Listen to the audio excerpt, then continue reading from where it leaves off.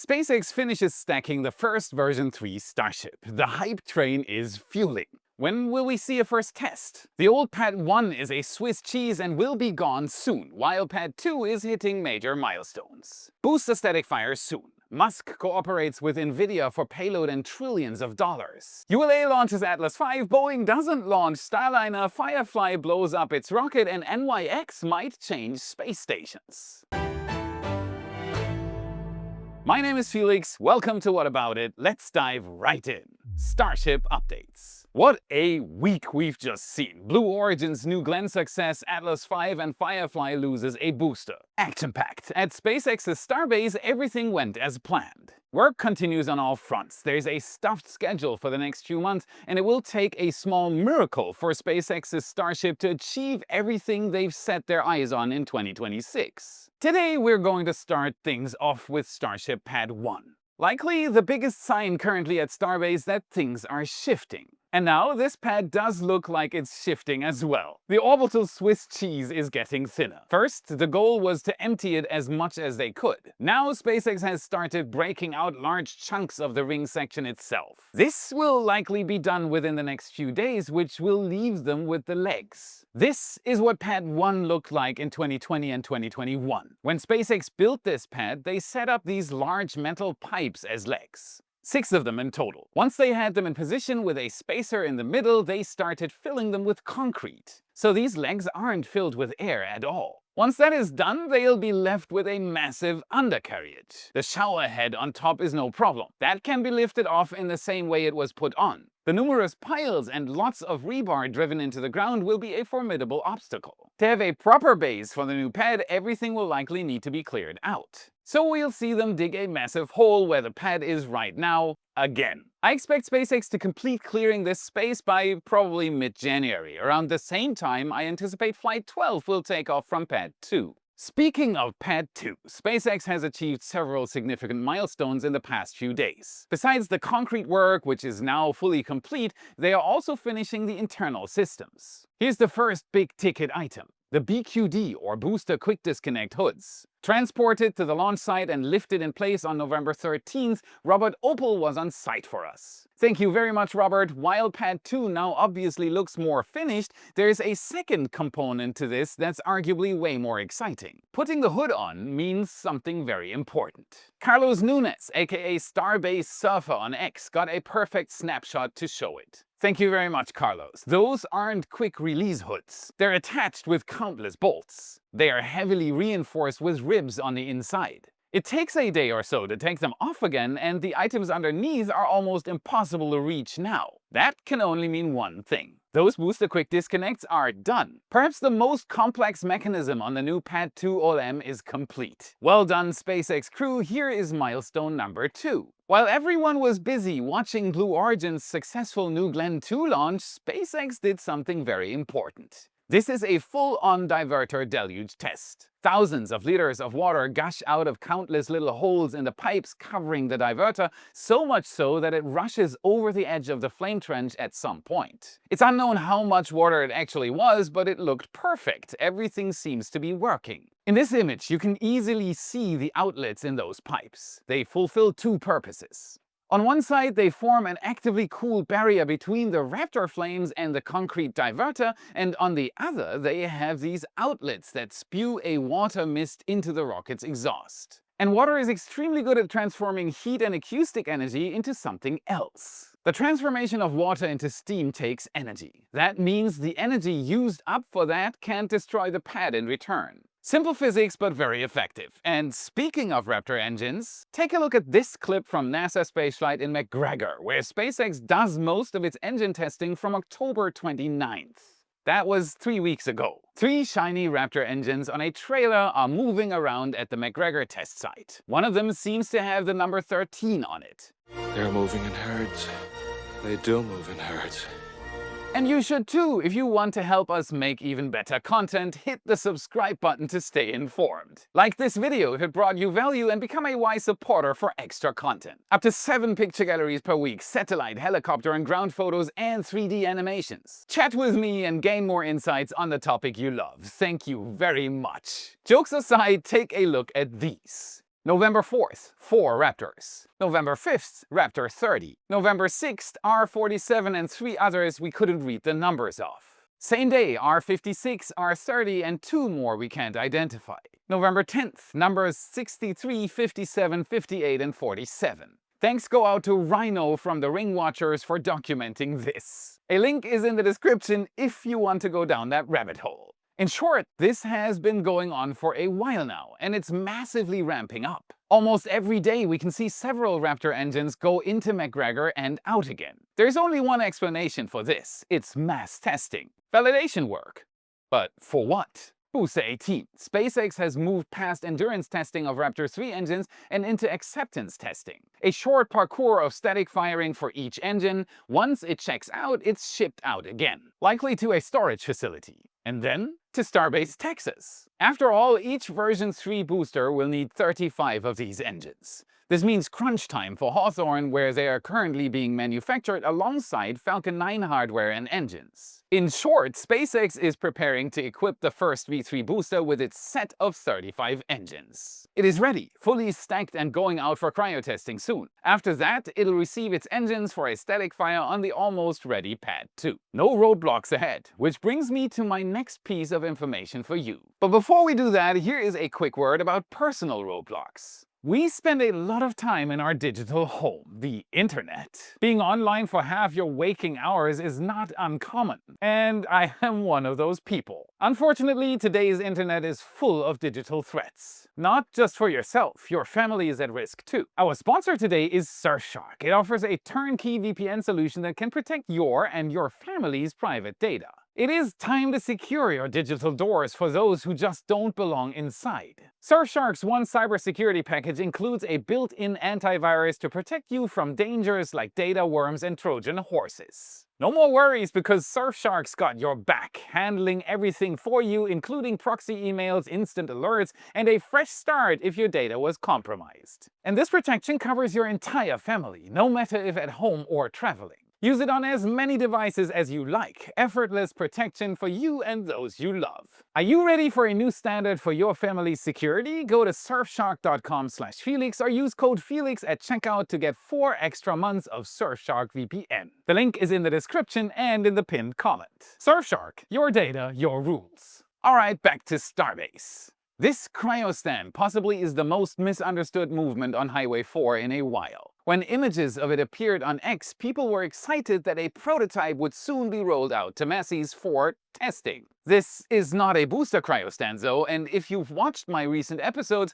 I mentioned that the booster is now fully stacked and almost ready for testing. The ship isn't though. We got a perfect view on November 15th. SpaceX stacked the top onto the engine section. You can see all the different internal components dangling in the air. 4 transfer tubes, internal stringers, and a perfect-looking heat shield. It is a significant milestone, but not the finish line. There is a lot of internal work to be done before this is ready for a cryo test. While it's a good sign that the stand is at the production site and ready for V3 ships now, it doesn't mean that we'll see Ship 39, the first V3 ship, being rolled to masses anytime soon.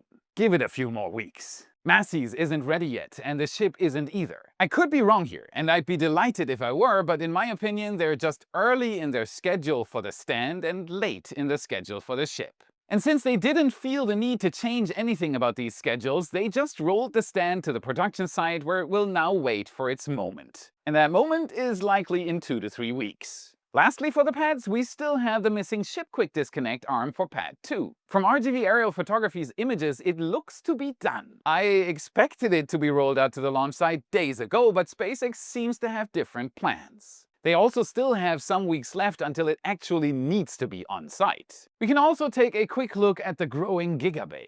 It's starting to look more and more like an actual building and not just a concrete slab. All 4 cranes are busy now, lifting more and more beams into position to build the internal structure. Once this is done, the larger outer beams will be the next big challenge. According to the official filing, it's a $250 million project, and it's expected to be completed by December 31st, 2026. Now, that December 31st date is likely just a placeholder for by the end of the year. But it gives us a good idea of how long this will actually take to become fully operational. Unlike the old megabase, this building will house significantly more stations and equipment on the inside. SpaceX attempts to mass-produce the largest rocket in the world. 3 ships per day, still not a joke, and I wouldn't underestimate SpaceX. Many have made that mistake and many were wrong. And the likeliest reason for people constantly underestimating SpaceX is that they can't see the broader reason for it. Take a look at these two guys. One is Elon Musk and the other, Jensen Huang. Ever heard of the guy? I get it, how can we know all the rich people, right? But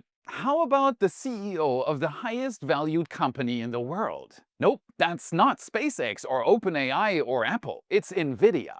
The reason for that goes way back to 2016. Wait, why the heck are we talking about computers? Pretty simple. The DGX-1 led to Nvidia being so highly rated now. It was the first chip to introduce AI supercomputing at a smaller scale, long before modern AI was even a thing. Back then, no one was interested in it except for one guy, Elon. He saw the advent of AI before it became a daily routine. And all this led to Nvidia having an exceptional market position in 2025, and that's why these two billionaires are shaking hands. Finally back at rockets, excuse the sidetracking. Jensen Huang visited Elon at Starbase to hand over the very first DGX Spark. It's an AI supercomputer in the form factor of a small desktop computer. Without wanting to nerd out here, it delivers up to 1 petaflop of AI performance at FP4 precision, making it capable of prototyping, fine-tuning, and running inference on AI models with up to 200 billion parameters locally,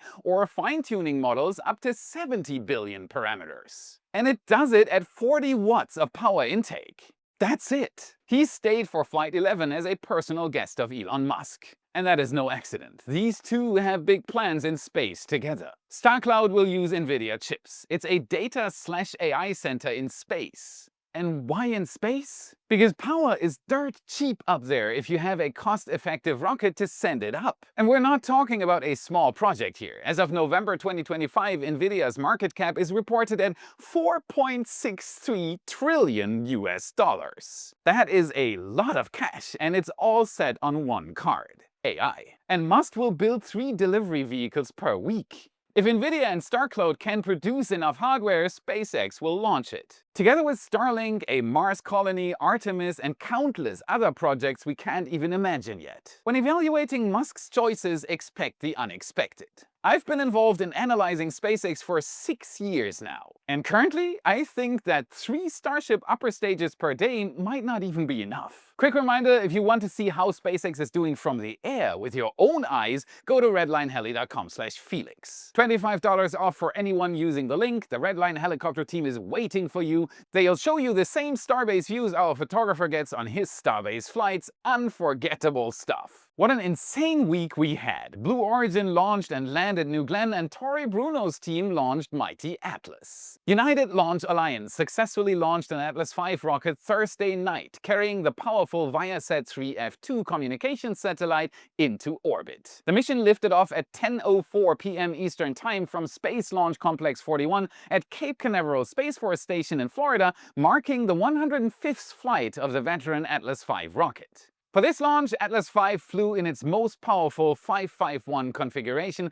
standing over 60 meters tall and equipped with 5 solid rocket boosters that complemented the Russian-built NPO Energomash RD-180 main engine. In this launch configuration, the system generated a whopping 1,224 metric tons of thrust at liftoff. That's pretty powerful. The solid rocket boosters jettisoned less than 2 minutes into flight, followed by the payload fairings approximately 90 seconds later as the vehicle rapidly accelerated towards space. Nestled within the rocket's 5.4-meter diameter payload fairing was the Viasat-3 F2 satellite, a 6 metric ton communications powerhouse manufactured by Boeing. 6 tons for one satellite. The VS-3 satellite is truly a colossus both in mass and capability. This ultra-high-capacity broadband spacecraft marks a significant advancement in Viasat's global connectivity capabilities. Once operational, the satellite is expected to more than double the total bandwidth capacity of Viasat's entire existing satellite fleet. With one satellite. The satellite represents the second spacecraft in Viasat's ambitious Viasat-3 constellation, following the inaugural satellite launched aboard a SpaceX Falcon Heavy in 2023. The satellite's mission profile requires fired 3 separate firings of the Centaur upper stage's RL-10C engine over a 3.5-hour period to place Viasat 3F2 into its target geosynchronous transfer orbit. From there, the satellite will spend several months using its own propulsion to reach its final destination geostationary orbit, approximately 35,786 kilometers above Earth's equator. And I have some sad news for all Atlas V fans. This successful flight is among the final chapters for the aging rocket. We're in the age of reusability, more so than ever with Blue Origin's successful New Glenn booster landing. United Launch Alliance has announced plans to retire the Atlas V around 2030, with only 10 launches remaining before it's fully replaced by the company's next-generation Vulcan Centaur rocket. 5 of these 11 launches are booked for Amazon's Kuiper. Wait, did I say Kuiper? I meant to say Leo. Amazon has just announced a new branding for its emerging constellation of satellites. These Atlas V missions are planned for next year. The remaining 6 launches are reserved for missions to the ISS. And this is where things might not play out as planned. The spacecraft that is designated to perform those ISS missions so far has underperformed, to put it very mildly. I'm talking about Boeing's now infamous Starliner and its impressive list of troubles. So far, the vessel has made huge headlines on its first and only crewed test flight in June 2024. Unfortunately, all for the wrong reasons. The spacecraft encountered serious problems with helium leaks and reaction control system thruster failures during the approach to the ISS. NASA ultimately decided to return the Starliner capsule empty in September 2024, while astronauts Butch Wilmore and Sonny Williams stayed aboard the station and returned home via SpaceX Crew Dragon in March 2025 after 9.5 months in space. And they did not complain. The next Starliner flight has been pushed from late 2025 to early 2026 at the earliest, and there's a strong chance it will be an uncrewed cargo mission rather than a crewed flight. Before it can begin regular ISS flights, the program must still complete its certification. As it stands, it is unlikely that all 6 Starliner missions can be completed before the ISS is retired in 2030. It is even possible that the program will be terminated completely. Starliner is deemed too unreliable, often considered technologically outdated, and most of all, excessively expensive, especially given the readily available alternative. Boeing has exceeded its original budget by over $2 billion as of February 2025, despite receiving a $4.2 billion contract from NASA in 2014, which was already more than SpaceX's Crew Dragon. At ULA, the Atlas V components for the remaining flights are largely already manufactured, so it is likely we'll see at least some of these rockets reassigned to other missions in the future. Speaking of the future, Firefly's Alpha Flight 7 faces a delay after an explosive mishap. Rocket go boom. A security camera at Harald's Auto Parts captured the event. The first stage of its Alpha Flight 7 rocket was destroyed during ground testing at the company's facility in Briggs, Texas. While all personnel remained safe and proper safety protocols were followed, the incident resulted in the complete loss of the stage and delayed the upcoming mission. Following a comprehensive investigation, Firefly announced on November 12th that a process error caused the mishap during the first stage integration. A minute hydrocarbon contamination led to a combustion event in one of the rocket's engines during the ground test. Notably, company officials emphasized that the test stand structure remained intact and that the incident had no impact on any other facilities. Good. The company implemented increased inspection requirements for fluid systems, optimized first stage sensors, and incorporated additional automated abort capabilities. Perhaps most significantly, Firefly conducted a day-long quality stand-down where production, integration, and test teams reviewed and optimized existing procedures. Today is extremely important because we're reflecting, we're investigating, we're learning from each other and improving.